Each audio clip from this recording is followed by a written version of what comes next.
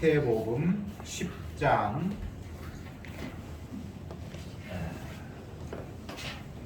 1절부터 6절까지 읽도록 하겠습니다. 마태복음 10장 1절 제가 먼저 읽을게요. 예수께서 그 12제자를 부르사 더러운 귀신을 쫓아내며 모든 병과 모든 약한 것을 고치는 권능을 주시니라.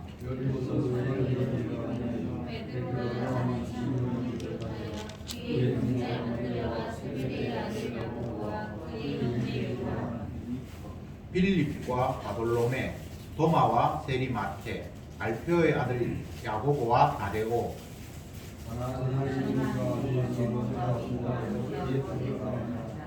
예수께서 이 12를 내어 보내시며 명하여 가라사대 이방인의 길로도 가지 말고 사마리아인의 고을로도 들어가지 말고. 아멘. 10장 이제 넘어왔습니다. 마태복음 전체가 28장까지 되어 있죠. 중반쯤 온 것 같은데 예수님이 12제자를 권능을 주셔서 복음 전파하는 일에 이제 투입하시는 그런 장면입니다.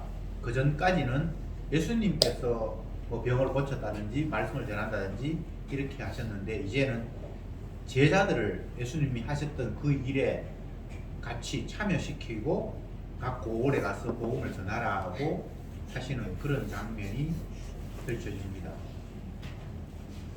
10절에는 예수님께서 12제자를 부르사 이렇게 기록이 되어 있고 1절에는 2절에는 12사도의 이름은 이러하니 이렇게 되어 있습니다. 1절에는 제자라고 했다가 2절에는 이제 사도로 넘어갑니다. 이게 이제 이 장에서 좀 특이한 부분인데 1절에서는 예수님께서 12제자를 부르사 이렇게 해서 이름을 쫙 이야기하고 2절에는 사도 똑같은 대상인데 1절에서는 그들을 제자라고 칭하셨고 2절에서는 사도라고 칭하셨습니다. 제자와 사도는 다르잖아요. 그렇죠? 예수님이 제자를 부르시는 것과 그 제자들을 능력 주셔서 사도로 파견하는 것은 시간적으로 좀 간격이 있습니다. 여기에는 그냥 1절, 2절 바로 이렇게 연결되어 있는 것 같지만 예수님이 뭐 갈릴리 지역으로 가셨는데 고기 잡는 베드로를 보시면서 나를 따라오너라 이렇게 해서 또 세리 마태가 그 자기 일을 하고 있는데 나를 따라오너라 이렇게 이제 한 사람 한 사람 불러서 12제자를 제자로 삼고 그리고 예수님께서 많은 행적들을 보이고 난 이후에 꽤 시간이 지나서 이제 그들에게 권능을 주셔서 사도로 파견을 한다. 제자라는 개념은 스승을 따르고 배운다라는 것이 제자고요. 그 다음에 사도는 그런 개념하고 다릅니다. 권한을 위임을 받아서 파송되는 게 사도예요. 요즘 말로 하면 국가로 이야기하면 어느 나라 대사로 가잖아, 그죠? 그 사람은 개인의 자질이나 그런 것을 묻는 것이 아니라 그 나라에서 파견되어서 대통령이 준 임무를 하고 그 사도가 그 사람 대사가 뭔가를 이야기를 하면 그거는 그 나라의 대통령이 한 이야기로 그렇게 받아들이는 그런 위치가 사도입니다. 그래서 이전에는 예수님이 직접 고을마다 다니면서 복음을 전하고 했는데 이제는 그 일을 12제자에게 위임을 하셔서 그들이 예수님이 하는 일을 똑같이 하게 됐다라는 차원에서 그들을 사도라는 명칭을 사용을 하셨다. 이렇게 이제 정리를 하시고요. 예수님이 제자를 뽑는 것도 12사도, 나중에 그 사람이 12사도가 되는데 12는 우리가 잘 아는 대로 이스라엘이 야곱의 12아들, 12지파로 구성이 되어 있잖아요. 그러니까 이 12은 이스라엘을 영적으로 상징한다. 하나님의 택한 나라, 하나님의 백성을 상징한다. 그렇게 이해하시면 좋을 것 같습니다. 그러면서 여기서 좀 중요한 것들이 이제 5절에 한번 읽어봅시다. 예수께서 이 12를 내어 보내시며 명하여 가라사대 이방인의 길로도 가지 말고 사마리아인의 골로도 들어가지 말고 차라리 이스라엘 집에 잃어버린 양에게로 가라, 이렇게 말씀을 하셨습니다. 이렇게 해서 이방인의 길도 가지 말고 사마리아인의 마을로도 가지 말고 이스라엘 잃어버린 양에게로 가라. 원래 예수님은 이스라엘의 하나님입니다. 모든 사람의 다 하나님은 아니고요. 예수님께 이 땅에 오신 것이 자기 백성을 그 죄에서 건지기 위해서 왔다라고 이야기했잖아요. 분명히 예수님의 사역이 국한되어 있어요. 자기 백성을 구원하기 위해서 왔다 이렇게 돼 있지, 모든 백성을 구원하기 위해서 왔다 이렇게 말씀하지 않았죠. 마태복음에서는 마태가 예수님을 소개하면서 아브라함과 다윗의 자손 예수 이렇게 규정을 했습니다. 그러니까 철저히 이스라엘에 국한되는 어떤 그런 개념으로 예수님을 규정하고 있습니다. 이게 마태복음이 다른 복음과 차이 나는 독특한 부분입니다. 예수님이 제자들에게 귀신 쫓아내는 것과 병 고치는 것을 권능을 주셔서 그들을 사도로 세워서 이방인의 동네로 가지도 말고 사마리아인의 마을로도 가지 말고 잃어버린 이스라엘 내 자손들에게도 가서 너희들에게 복음을 전해라, 이렇게 이제 국한되게 이방인 아닌 이스라엘에게 복음을 전해라 라는 요 본문은 다른 마가나 누가에는 기록되어 있지 않습니다. 마태에게만 독특하게, 마태복음에는 기록되어 있는 독특한 어떤 표현인데, 물론 마태복음에도 나중에 뒷부분에 가면 상황이 달라져요. 땅 끝까지 이르러 이제 복음이 전파되는 거예요. 유대인에게만 말고 확대가 되는 겁니다. 그런데 최소한 여기에서는 첫 번째는 다른 데 가지 말고 잃어버린 내 양에게로 가라 라고 이렇게 그들이 사역해야 할 어떤 대상을, 국한을 제한을 해버립니다. 10장에 들어가기 전에 9장 끝부분을 제가 다시 한번 볼게요. 37절에 이에 제자들에게 이르시되 추수할 것은 많되 일꾼은 적으니 그러므로 추수하는 주인에게 청하여 추수할 일꾼을 보내주소서 하라 하시니라.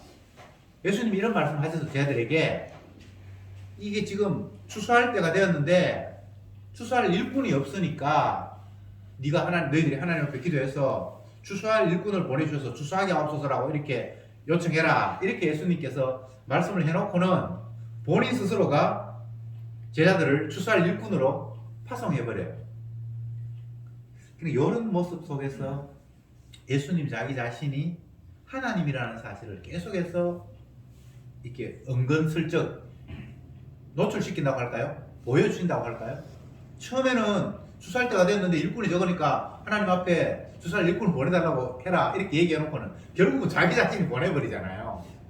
맞죠? 그러니까 본인 스스로가 하나님이라는 사실을 이런 식으로 계속해서 표출해 내셨습니다. 물론 제 아들은 깨닫지 못해요. 뭐가 뭔지 전혀 알지도 못해요. 우리가 여기서 이제 생각해 보아야 할 것이, 처음에는 예수님이 단독으로 귀신도 쫓아내고 병도 고치고 말씀도 가르치고 하늘나라에 대해서 설교도 하시고 이렇게 했는데 어느 시점에 가니까 12제자를 능력도 주시고 권능을 주셔서 예수님이 하셨던 똑같은 일, 사도라는 말이 보냄을 받았다는 말이잖아요. 자기가 개인적인 어떤 플레이를 하는 게 아니에요. 그를 보내신 분의 뜻을 그대로 이야기하는 게 사도라고 얘기했잖아요.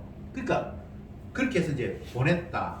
이제 예수님이 하는 일이 12제자에 의해서 이렇게 더 확산되어 간다. 이제 그런 관점을 먼저 가지셔야 되고요. 근데 여기에서 참 우리가 좀 독특하다고 해야 될까? 주목해야 될 부분이 무엇인가 하면, 12제자를 부르셨을 때도 그렇고 이들을 사도로 세우셔서 파송할 때도 똑같은데, 제자를 부를 때 뭐 조건을 따졌다든지 뭐 테스트했다든지 그런 게 없어요. 회사에서 사원을 뽑을 때는 여러 과정이 있잖아요. 그 사람의 이력서도 보고 뭐 때로는 시험도 치고 면접도 하고 그렇게 해서 아, 이 사람이 야, 이 일을 할 만하다 라고 생각이 되면 그를 뽑아서 일을 시키지 아무에게나 일을 시키지 않잖아요. 예수님이 하시는 일이 얼마나 중요한 일입니까? 그런데 제자를 부르고 그들을 파송하는데 이들의 자격 조건을 묻는다든지 뭐 결심을 묻는다든지 집안의 배경을 따진다든지 나이를 따진다든지 아무것도 없어요. 이게 굉장히 특이한 부분입니다. 예수님이 제자들을 파송하시는 이유는 자기 자신이 복음을 전파하는 이유와 똑같습니다. 혼자 하는 일을 이제 확산해서 제자들까지 그 일에 동참시키는 일인데 한마디로 이야기하면 참 이스라엘을 만드시는 일입니다. 제가 참 이스라엘이라고 얘기했는데 지금 유대 혈통적인 예수님이 살고 있는 그 지역의 사람들은 참 이스라엘이라고 볼 수는 없어요. 그냥 혈통적인 이스라엘이에요. 근데 그 가운데 택한 백성이 따로 있기 때문에 제가 참 이스라엘이라는 말을 사용을 하는 겁니다. 천국, 하나님의 나라는 예수님의 나라입니다. 이것을 골로새서 1장 13절에 아들의 나라라고 이렇게 정확하게 표현을 했는데 유대인들이 생각할 때 천국, 하나님의 나라는 예수님의 나라는 아니었습니다. 그들이 이해하는 하나님의 나라, 천국은 어떤 것이었던가? 이건 오늘날 보편적인 사람들이 가지는 그 천국에 대한 인식과 맥을 같이 하는데 그 유대인들이 생각할 때 하나님의 나라, 천국은 자기들이 살기에 아주 적합한 나라, 옛날 아담이 범죄하기 이전 에덴 동산과 같은 곳, 결핍이 없고 모자람이 없고 땀과 수고나 죽음이나 아픔이나 고통이 없는 그야말로 낙원, 그런 식으로 유대인들은 하나님의 나라 천국을 인식했습니다.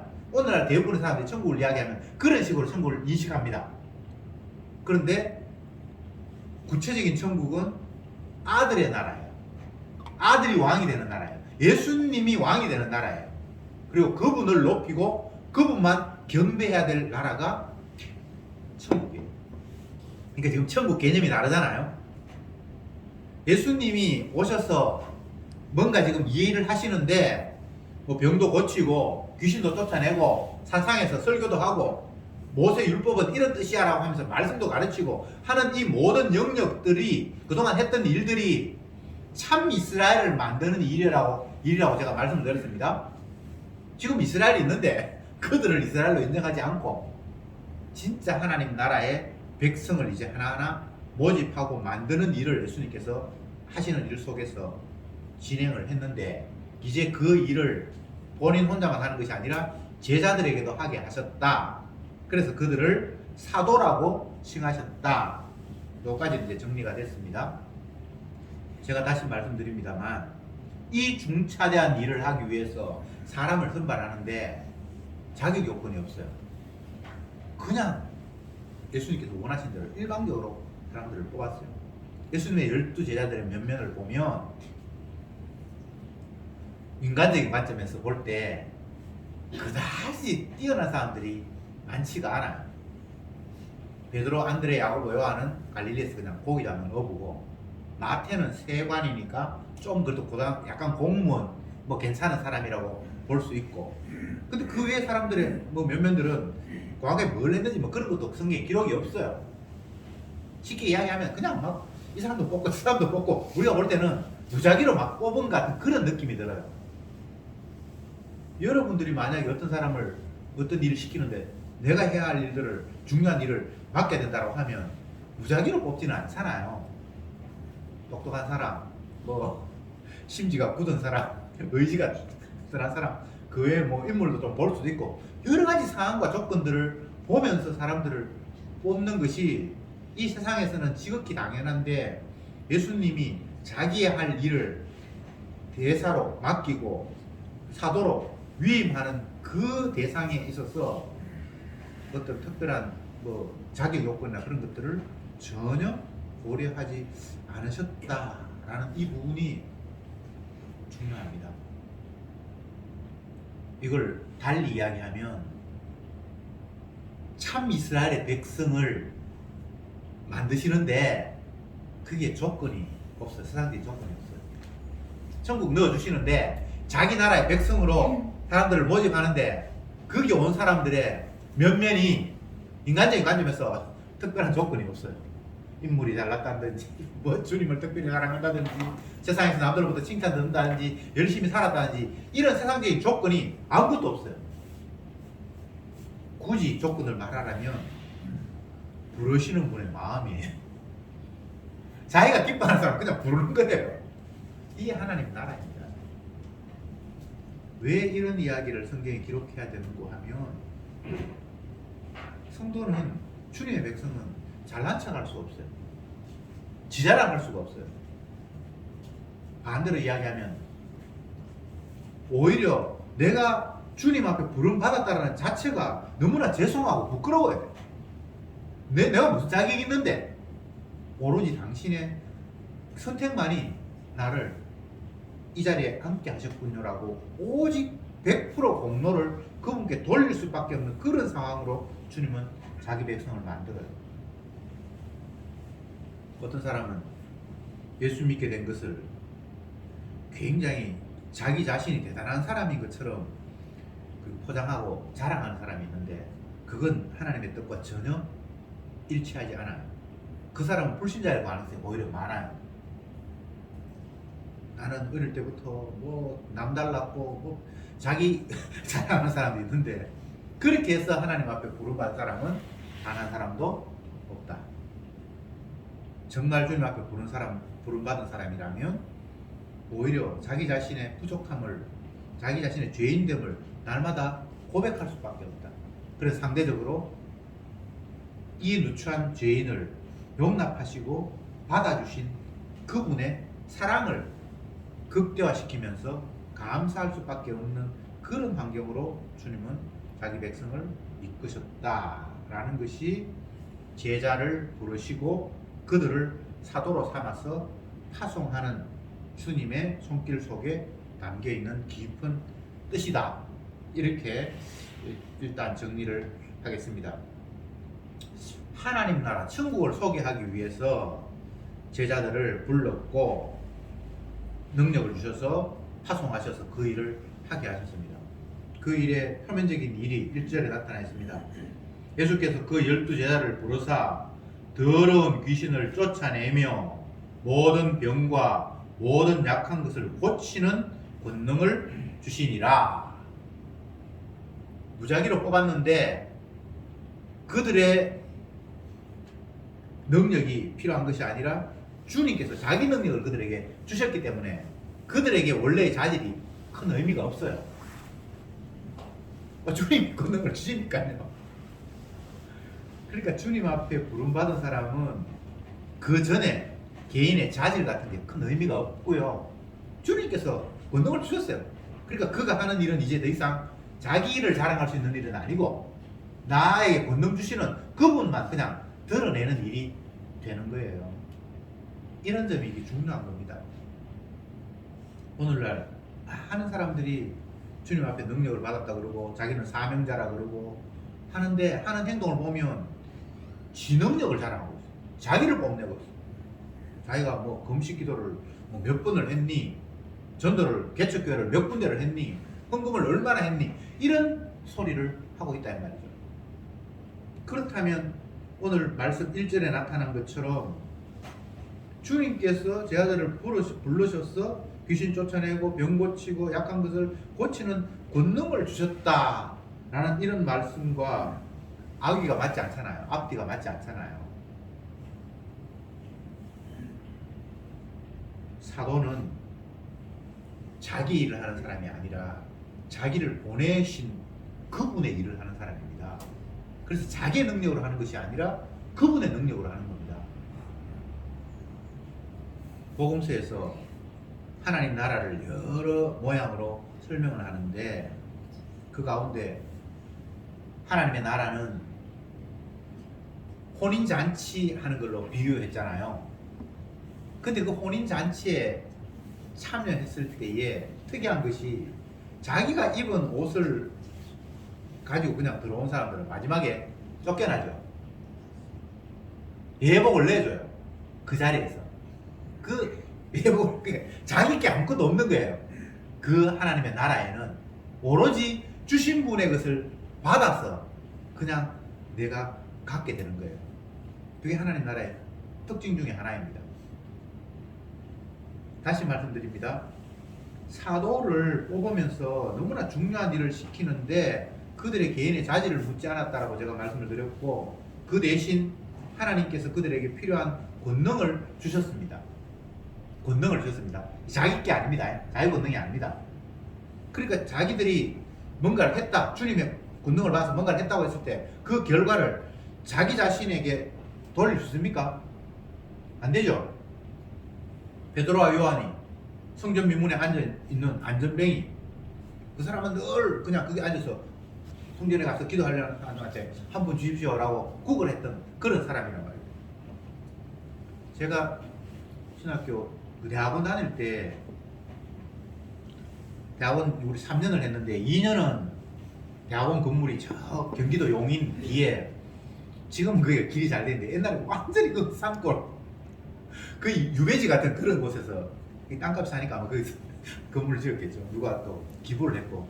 그래서 제가 학교 2년을 다니고 마지막 3학년 때는 일주일에 2번밖에 수업이 없어서 사당동에 대학 건물에서 1년을 대학원을 공부를 했거든요. 근데 제가 그때 재밌는 게 이 구절이 생각이 나서 제가 말씀드렸는데, 그 건물 앞에 늘 구걸하는 그 여인이 있었어요. 그래서 우리가 막달라 마리아라고 이름 붙였는데 막달라 마리아. 근데 어쨌든 성전 민문에 앉아 있는 어떤 사람이 있었는데 베드로와 요한이 길을 지나가다가, 평소에도 그 사람이 늘 앉아 있었고 베드로와 요한이 그때 성전 처음 올라간 건 아니었어요. 날마다 그냥 지나다녔는데 그날 마침 자기들에게 저 여인을 낫게 해야 되겠다는 그런 마음이 들었겠죠. 그래서 그 안전뱅이니까 있지도 못하고 앉아서 구걸 하는 자에게 베드로가 하는 이야기가, 은과 금은, 네가 요구하는 은과 금은 내가 없다. 그러나 내가 가진 것으로 너에게 주노니 나사렛 예수의 이름으로 일어나 걸어라. 이렇게 말했을 때에 그가 일어나서, 안전뱅이가 일어나는 것도 기적인데 성전 안으로 뛰어 들어갔다라고 성경이 기록하고 있잖아요. 그게 능력이거든요. 베드로의 능력이 아니고 주님께서 그에게 그때 준 능력이거든요. 만약 그 전에 며칠 3일 전이나 4일 전이나 일주일 전에도 성전에 올라갔을 텐데 그때 그런 능력을 받았으면 치료했겠죠. 근데 그때는 그런 능력이 없었어요. 안 주셨어요. 그런데 마침 어느 날 그렇게 주님께서 능력을 주시니까 그 베드로의 마음이 내가 저에게 명령해야 되겠다라는 그런 생각이 들어서 어떤 일을 했고, 그렇게 해서 이제 나음을 받았는데 그 이유를 제가 말씀을 드리는 거예요. 사람들이 놀라서 베드로가 엄청난 일을 했으니까 베드로를 마치 대단한 사람인 것처럼 막 섬기려고 할 때 그가 하는 이야기가, 야 이 어리석은 사람들아, 내가 내 능력으로 이 사람을 고친 것처럼 왜 나에게 주목하냐. 내 능력이 아니라 예수님의 능력이 이를 낫게 했다. 그렇게 이야기했잖아요. 그 모습이 이제 사도의 온전한 모습이에요. 만약 하나님께서 내게 능력 주셔서 내가 했습니다. 앞으로 나와 함께 하나님 나라 확장하는 일에 우리 같이 힘을 씁시다. 나를 따르십시오. 만약 이렇게 됐다라면 그는 더 이상 사도의 모습이 아니겠죠. 진짜 사도는 주님 앞에 진짜 능력을 받아서 주님의 능력으로 어떤 일을 하는 그들은 결코 자기 자신을 드러낼 수가 없습니다. 대표적인 예로 세례 요한 같은 사람이 엄청난 일을 했거든요. 사람들을 회개하게 하고 수많은 사람들 자기에게 모여와서 세례받게 되고, 그렇게 사람들이 굉장히 그에 대해서 대단한 것처럼 높일 수밖에 없었잖아요. 그런데 그가 뭐라고 합니까? 나는 아무것도 아니다. 나는 그냥 광야에서 주님께서 말씀하셔서 그냥 그대로 외칠 뿐이다. 광야에 외치는 소리다. 이렇게 얘기했어요. 소리라는 말은 큰 의미가 없다는 말입니다. 그냥 주님께서 내게 주신 거 그냥 나팔 불어서 이야기할 뿐이다. 그리고 나는 아무것도 아니야. 나는 쇠해야 되고 내 뒤에 오시는 분이 흥해야 할 분이야. 그렇게 얘기를 했습니다. 그러니까 그런 모습이 보냄을 받은 자의 모습이에요.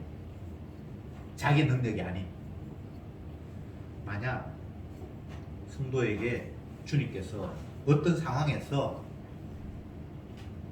예수님이 하셨던 그 일들을 똑같이 하게 하기 위해서 능력을 주신다면 나도 모르게 내 입에서 복음이 전파되고 나도 모르게 능력이 나가고 그렇게 해서 주님의 복음 전파하는 일에 뭔가 사건이 벌어지기도 해요. 네, 지금도 여전히. 그러면 나도 놀라고 상대도 놀라고. 그럴 때 마귀가 또 틈타죠. 야, 너 대단하다. 대단한 거 없거든요. 그냥 여전히 죄인이거든요. 그래서 주님이 별 볼 일 없는 사람을 12명을 뽑아서 중차대한 일을 시키는 거예요. 네 자질이 아니라 내 능력이 이 일을 하게 했다라고 고백하기 위해서. 물론 뭐 굳이 따지자면 쟤네들 가운데도 인간적으로 좀 훌륭한 사람도 있고 능력이 있는 사람도 있지만 그 사람의 능력과는 아무 상관이 없습니다. 바울 같은 사람은 세상적으로 보면 똑똑한 사람이잖아요. 공부도 많이 하고 뭐 자질이 뛰어나고. 그런데 그것과 상관이 없이 그냥 복음이 전파되는 겁니다. 그래서 바울은 십자가의 도가 참으로 어리석게 들린다. 유대인들은 기적을 바라고 똑똑한 헬라인들은 지혜를 원하지만 내가 기적도 뭐 너희들이 보여줄 수 있고 똑똑하게 뭐 지혜도 내가 너희들한테 말할 수 있지만 나는 십자가에 못 박힌 예수 어리석은 십자가를 전한다라고 그렇게 이야기를 했죠. 왜냐하면 세상 것 가지고 사람을 변화시키거나 참 이스라엘로 만들지 못하기 때문에. 바울이 능력을 못 행했어도 아니고 지혜가 없어서 아니에요. 그 헬라인이 원하는 지혜를 충분히 그는 말할 수 있어요. 그러나 그거 얘기해가지고는 생명을 얻는 참 이스라엘이 만들어지진 않잖아요. 그러니까 그들이 원하는 걸 줄 수 없고 그들이 원치도 않는 어리석은 십자가를 전한다라고 말을 했어요. 십자가가 어리석은 건 아니고 그런 것들을 요구하는 그들에게는 십자가가 어리석은 거예요. 아무것도 없는 거예요. 기적을 원한다는 것은 인간들끼리 할 수 있는 것 가지고는 이게 하나님 뜻인 줄 인정 못하니까 사람들이 할 수 없는 신만이 할 수 있는 기적을 행한다면 당신이 메시아인 것을 내가 인정하겠다. 옛날 우리 조상들이 애굽에서 벗어나서 가나안 땅으로 갈 때 하나님께서 수많은 기적을 일으켰어. 우리 백성을 인도했다. 그리고 가나안을 점령할 때에도 하나님께서 엄청난 권세와 능력으로 적들을 물리치고 우리 백성들을 가나안 땅에 살게 했다. 그런 기적을 너희들이 행한다면 그를 하나님의 아들로 인정하겠다. 이건 믿음이 아니거든요. 신비로운 일을 보면 믿겠다라고 요구한 유대인들, 그리고 헬라인들은 그런 기적 같은 그런 것보다는 인간의 지혜를 넘어서는 놀라운 신의 지혜 같은 것들을 우리에게 보여준다면 그를 신의 아들로 인정하겠다. 근데 정작 복음 전하는 사람은 그들이 요구하는 걸 이야기하는 것이 아니라 우리가 예수님을 십자가에 못 박아 죽였다. 그분이 하나님이었다.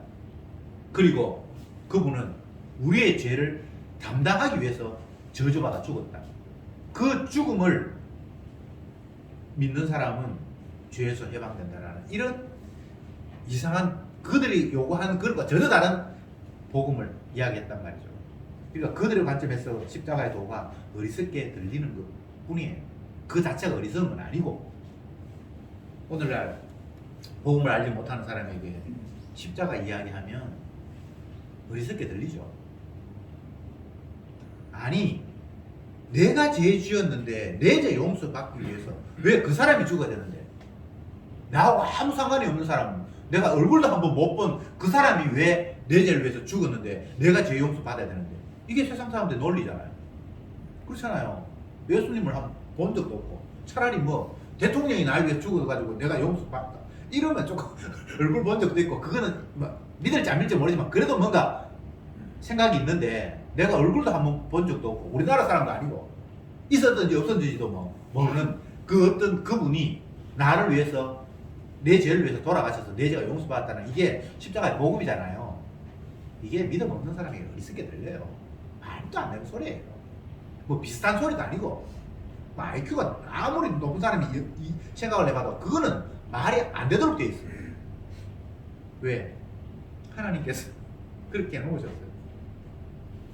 인간의 선악적인 지식으로는 복음을 이해도 할 수 없고 받아들일 수도 없도록 만들어 놓은 게 복음의 진리예요. 그걸 성경에서는 비밀이라고 이야기해요. 비밀. 그러니까 머리 좋아서 깨닫는 것도 아니고 노력해서 깨닫는 것도 아니고 깨달을 수 있는 방법은 하나밖에 없습니다. 주님께서 깨닫게 해주셔야 합니다. 쉽게 이야기하면 믿음을 선물로 받아야만 그게 그냥 믿어지는 거 말고는 방법이 없어요. 예수님이 이런 말씀을 하셨습니다. 유대인들을 바라보면서 이 믿음이 적은 자들아, 쉽게 이야기하면 믿음이 없는 자들아 라면서 탄식을 하셨어요. 만약 너희들이 믿음이 한 겨자씨만큼만 있어도 이 산을 명하여 바다로 옮겨라 하면 됐을 텐데 라고 주님께서 믿음 없는 그들을 향해서 믿음이 없다라고 이야기하면서 그런 예를 들었어요. 진짜 네가 믿음이 있다면 네가 명해서 이 나무가 뽑혀서 바다로 심겨지라고 하면 그대로 됐을 거예요. 근데 여러분 한번 생각해 보세요. 그렇게 할 수 있는 사람이 있습니까? 이 땅에 이 고무나무가 뽑혀서 저쪽 산에 심겨져라. 그렇게 누가 말했는데 그대로 될 수 있는 사람이 세상에 있습니까? 없습니까? 없지. 그러니까 믿음 있는 사람이 있단 말이에요? 없단 말이에요? 없다는 이야기예요. 인간에게는 원래 믿음은 없는 거예요. 그러니까 믿음을 주셔야 되는 거예요. 제자들에게 권능을 주셨다고 했는데 똑같은 거예요. 이들이 무슨 재주로 귀신 쫓아내고 병을 고치고 약한 것을 고칩니까? 지도 지약한 것도 못 고치는데 안 되거든요. 그래서 권능을 주시는 거예요. 할 수 있도록 하시는 거예요. 예수님이 제자들을 파송하면서 뒷부분에 쭉 나오는데 너희들이 어디 갈 때에 뭐 여비 걱정하거나 잠자리 걱정하거나 그런 거 하지 마라. 내가 알아서 다 챙길게. 그 이야기를 하거든요. 여러분 여행 떠나는데 여비 없이 뭐 아무것도 준비 없이 간 사람은 바보잖아요. 그렇잖아요. 근데 주님은 이 네가 가는 일은 네 일이 아니라 내 일이기 때문에 내가 알아서 다 챙길게. 그 전데 주머니 카드 이런 거 그런 거 신경 쓰지 말라는 거예요. 왜? 네 일이 아니라 주님의 일이에요.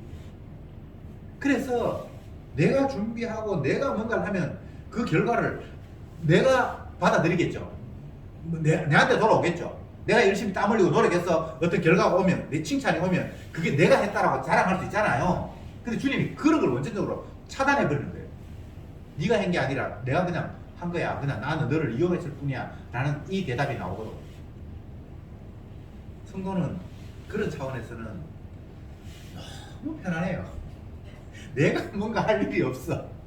그분이 나를 밀어서 그곳에 보내면 그냥 가면 되고, 거기서 어떤 일들을 해프닝 뭐 일이 벌어지게 만들어요.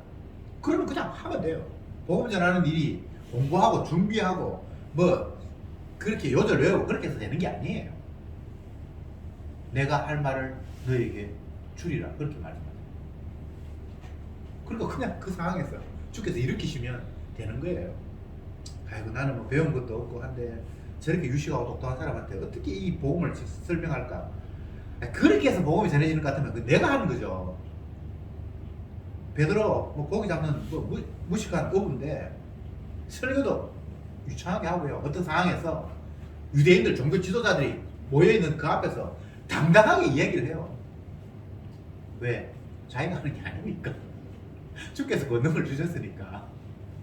그러니까 여러분들이 주님의 일을 함에 있어서 자꾸 내가 자질이 어떻고 내가 할 수 있을까 그런 생각하면 그건 전혀 성경을 이해 못하는 겁니다. 사도 바울은 이렇게 이야기하죠. 우리 가운데 뭐 문벌 좋은 자도 많지 않고 가진 자도 많지 않고 배운 자도 많지 않다. 어쩌면 세상에서 그냥 별 볼 일 없는 그런 사람들이 여기 대부분 모이는 것 같은데 이런 이 사람을 통해서 주님께서 일하심으로 말미암아 주님의 능력을 온전히 돋보이게 된다. 이런 이야기를 바울이 기록하고 있습니다. 그러니까 자꾸 사람들은 어떤 일을 할 때에 그 말을 했다든지 어떤 행동을 했을 때 그 사람에게서 뭔가 나왔다라고 밖에 판단할 수 없잖아요. 믿음이 없는 사람들은. 근데 그게 아니라는 사실을 바울은 자꾸만 이야기하는 거예요. 이 어리석은 사람아, 왜 내가 이 일을 했다라고 자꾸 생각하냐? 아니야. 내가 무슨 능력이 있었어. 심지어는 엘리야 같은 사람은 비 오지 않기를 기도해서 3년 6개월 동안 하늘에 우로를 다 끊어버린 사람이에요. 그런데 그 사람이 우리와 성정이 똑같은 사람이다라고 그렇게 얘기하고, 근데 그 사람의 능력을 한 게 아니라는 거죠. 그죠? 그러니까 세상에 이 벌어지는 주의 일은 사람의 솜씨가 아닙니다. 그러니까 여러분들이 그런 걸 내가 뭐 자질이 부족해서, 기도가 부족해서, 내가 안 하는 게 없어서 그런 생각할 필요 없어요. 주님이 시키시면 하는 거예요. 엘리야도 뭐 대단한 사람 같은데 대단한 사람이 아니에요. 하나님이 그렇게 사용하셔서 그런 일이 그냥 벌어진 것 뿐이에요. 세상에 대단한 사람 없습니다. 다 그 죄인이에요. 그냥 하나님이 부르셔서 자기를 그냥 시키는 거예요. 그러면 우리는 주님 앞에 사용받으면 돼요. 성도, 제자, 사도 전부 다 주님의 일하심을 위해서 주님이 뽑은 사람들이고 주님이 사용하시는 사람입니다. 주님이 일하시는 목표는 참 이스라엘을 만드는 거라고 했잖아요. 자기 백성 만드는 거라고 했잖아요. 자기 백성 자질 없습니다. 주님이 기뻐하시는 대로 불러서 자기 영광 돌리기 위해서 사용을 하시는 것 뿐이에요. 그것 말고는 아무것도 없어요. 그러니까 성도된 사람은 날마다 주님께서 다 하셨습니다라고 주님만 높이는 것, 그거 외에는 할 게 없어요. 너 아직도 복음 모르냐? 공부 좀 해라. 공부해서 복음 아는 거 아닙니다. 그냥 우리는 그 상황에서 주님의 은혜를 다시 한번 감사할 뿐이에요. 나도 똑같이 저 사람처럼 선물을 못 받았으면 하나님의 말씀을 이걸 어리석게 발로 찰 수밖에 없었을 텐데 주님이 내 눈을 여시고 귀를 여셔서 복음을 선물로 주셔서, 아니 믿음을 선물로 주셔서 결국은 믿게 되고 주님이 모든 것들을 사용하셔서 나는 아무것도 아니고 그냥 주님의 자기 영광을 위해서 나를 끌고 가고 있다는 사실이 깨달아질 때에 그보다 더 큰 평안은 없고 그보다 더 주님을 영화롭게 하는 재주가 없어요. 내가 뭔가를 해서 주님이 영화롭게 하는 게 아닙니다. 나는 아무것도 아닌데 주님께서 나를 사용하신다는 것을 깨달을 때 그게 주님을 영화롭게 하는 방법이에요. 예수님이 죄인의 모습으로 이 땅에 오셔서 죄인들의 손에 잡혀서 십자가에서 죽으셨습니다. 그것을 성경은 어떻게 해석하고 있는가 하면 하나님이 그를 죄인의 모습으로 이 땅에 와서 죄인의 죄를 담당해서 죽게 함으로 말미암아 진정 주의 자리에 앉게 되었고, 그러므로 말미암아 땅에 있는 것이나 땅 물속에 있는 것이나 하늘에 있는 것이나 모든 무릎을 그 예수님의 이름 앞에 꿇게 하시고 그 입으로 예수님을 주라 시인하게 하셔서 하나님이 영광을 받으신다. 이렇게 상황을 해석을 해요. 물론 거기에 해당되지 않는 사람들은, 지옥 갈 사람들은 주님의 이름을 높이고 그 앞에 무릎을 꿇고 그거 아무것도 관심이 없어요. 몰라요. 그러나 정작 주님의 백성들은 이분이 바로 천지 만물을 지으신 분이고 내 죄악을 대신 담당하신 주님이구나 하면서 그분을 주라고 고백하고 그 앞에 무릎을 꿇게 되는 이런 상황이, 그래서 그렇게 될 때만 하나님께서 영광을 받는 그런 상황이 주어진다는 거예요. 이게 주님께서 우리에게 알려주신 기쁜 소식입니다. 이것 외에 우리에게 다른 소망이 없어요. 죄인인 우리가 내 죄를 씻기 위해서 노력하고 남한테 희생하고 그렇게 해서 구원을 얻거나 죄를 씻을 수 있는 방법은 성경에는 기록된 적이 없어요. 하나님이 약속한 적이 없습니다. 내 죄 씻기 위해서 하나님의 아들이 저주를 십자가에서 받아야 되고, 그렇게 됨으로 말미암아 그분이 나의 주가 되고 우리는 죄인으로 날마다 그분 앞에 무릎을 꿇고 그분의 십자가에 피 흘리심만을 감사하고 찬양하는 것. 그게 아버지와 아들이 영광받는 유일한 방법이라고 성경이 이야기를 했습니다.